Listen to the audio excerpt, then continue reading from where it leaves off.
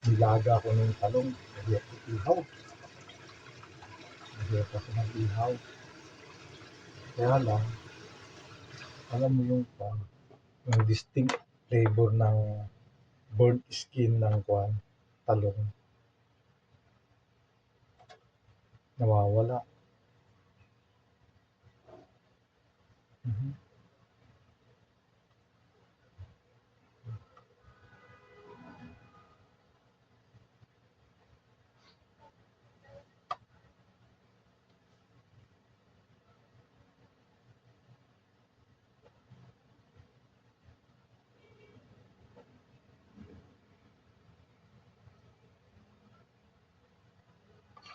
Init.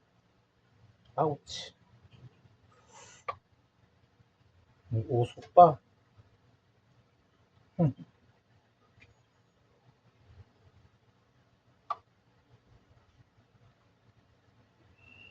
Parang ensalada.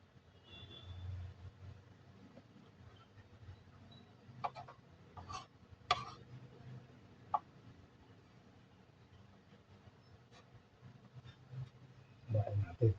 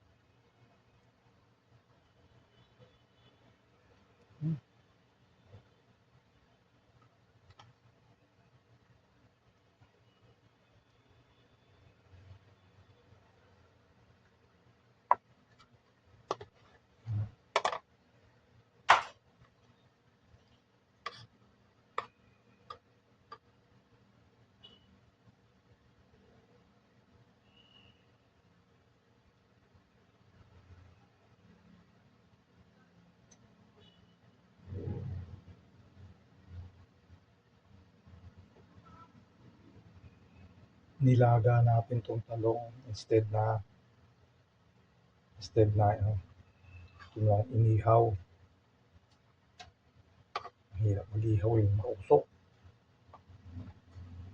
Ang disadvantage lang ng nilaga sa inihaw, yun nga, pag tinortam mo to at kinain, nawawala yung distinct flavor niya ng burnt skin.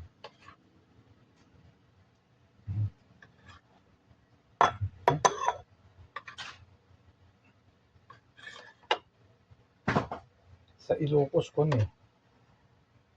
may tawag silang may luto sila doon na ang tawag puki-puki. Yun, ganun din yung tortang talong, parang tinortang talong na may kamatis, sibuyas, kamatis, bawang. Naghalo-halo lang. Yun, tortang talong, sibuyas, bawang, kamatis. Ako di ako maglalagay ng kamatis kasi yung kamatis pag naluto yun medyo maasim-asim eh. Ayoko. Hindi katulad ng pag-presya o juicy and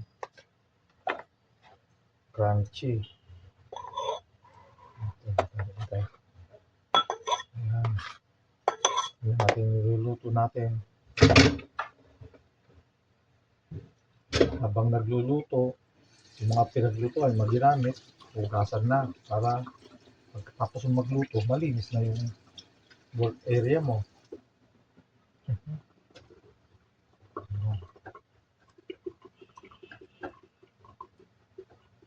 Pwede na siguro ilagay. Pero gusto ko. Nakikita mo.